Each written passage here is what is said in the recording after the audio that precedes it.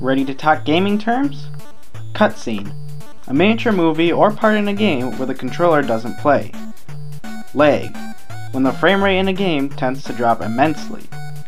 But we don't care about those terms. Today we will be talking about a term often associated with games found lower on the popularity level.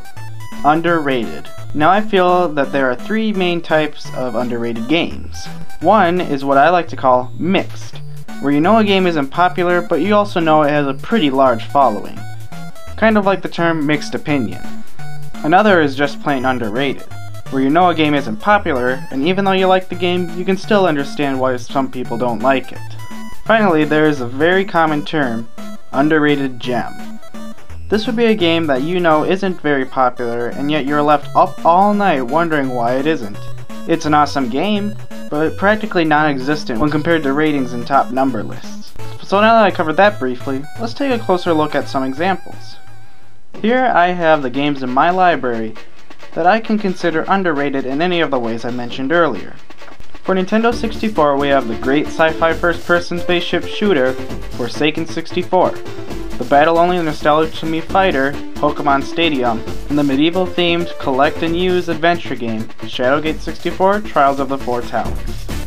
For the GameCube, I have the intense supersized fighter Godzilla Destroy All Monsters Melee, the cartoony mini-sized racing game Road Trip the Arcade Edition, and the speedy and fun adventure game Sonic Heroes. Finally for the Wii, I have the colorful minigame filled and carnival-like game Arcade Zone, and the dark nostalgic again search and find game I Spy Spooky Mansion.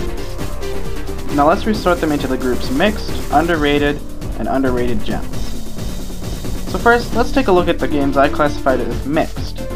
These include Pokemon Stadium, Godzilla, and Sonic Heroes. The reason I chose these games is because I've seen mixed opinions. For example, with Pokemon Stadium, I've heard people say that they enjoyed the game because of its kids club and its multiplayer, but more often you hear people complain because they wanted it to be more of an RPG. To be honest, I think it's perfectly fine the way it is. With Godzilla Destroy All Monsters Melee, its mixed underratedness applies more to its lack of popularity rather than rating. Receiving well reviews at that average in the 75% area, you don't really see that much about it. Granted, it has become a little more noticed since the angry video game nerd and Game Grumps played it. Finally, we have Sonic Heroes. Now I think this game is great, and there are a lot of people out there that would strongly agree. Yet, there are still people who stereotype all the new 3D Sonic games as bad. Sure, some of these games are widely seen as, well, not the best, but a few are still great, and this is definitely one of those. Anyway, in the regular underrated pile, we have Road Trip and Arcade Zone. So Road Trip, the arcade edition, also known as Gadget Racers or Koro Q, is a racing game exclusive to the GameCube based off of real-life toys called Penny Racers. Now this is a fairly good game that I have barely seen anything more about on the web. It's truly an unknown and underrated game. However, it has a few things that keep it from being a gem. The main thing can be explained with the story of when I first got the game. I got it fairly cheap at my local game store, so I bought it, brought it home, popped it in the old cube, and began to play. I had a promising start, with building a car and all. Then I got to the driving part, and the controls, to be honest, were in no way the best. The main issue was that the cars either had too sensitive controls and would be hard to drive, or the grip was so bad that the cars would slip and slide around, sometimes even slipping off the road and onto the dirt, which didn't make controlling any easier. In fact, the controls were so bad, I actually walked downstairs to my mom and told her how bad the controls were. But I had some leniency and gave it a few more chances. Finally, I soon began to get used to the controls. The game did have good graphics, catchy music, and was very appealing to the eyes. However, that first encounter with it made me think of it as an underrated game, but not a gem. Next is Arcade Zone. I recently bought this Wii game for the family on Christmas. It has a whole lot of fun game and has a great nostalgic concept. The classic mode of the game is great, from rolling balls and skee-ball to crossing the road and freeway. The main thing that keeps it from being a gem is the other modes.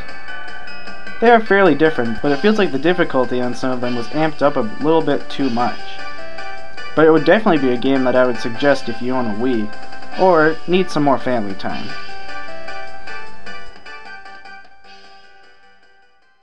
And now here we are at the underrated gems. Let's take a look, shall we? Listed out we have Forsaken 64, I Spy Spooky Mansion, and Shadowgate 64. So if you've seen my video where I show off all of my game-related gifts for Christmas of 2013, you probably noticed that I'm very fond of this N64 game that I got for free, Forsaken 64. Granted, its single player isn't anything too special, but it's still very fun. However, the main one of the game that proves it isn't just an overlooked game but an overlooked gem is the multiplayer. This spaceship sci-fi shooter is truly on my top list of the best multiplayers out there. The action, the strategies made, and the intense battles always result in a great match between you and your friends. The main idea of the game is basically to destroy your enemies, steal their power-ups, and stay alive. I do have a theory on why this game is underrated. I feel it's because of this, the ESRB rating. This game is rated M, but why? Well, when you look at you or another ship explode, blood splatters against the wall. Well, if you're near a wall and you somehow notice it. I strongly feel this game was incorrectly rated. Like, compared to GoldenEye 007. In this game, you blatantly go around shooting the bad guys as realistically as the N64 could go. And this game is rated teen, whereas in Forsaken, which is a rated M game, you can sometimes be well unaware that your spaceships are even controlled by a living being. And that is basically why I think this game qualifies as an underrated gem. Moving on, we have I Spy Spooky Mansion for the Wii. Now, I used to own the I Spy Spooky Mansion book, as well as the early PC game, so playing this made me wonder how faithful it stayed to the prior book and game. And boy does it. This game was so amazing that I immediately wondered how I haven't heard of it earlier. The many connections it has to the PC game is amazing. You have Skelly, who I believe is voiced by the same person. It has the bug collection, the dinner scene, the flashlight in the attic theme, the puzzle to escape, and the ghost machine.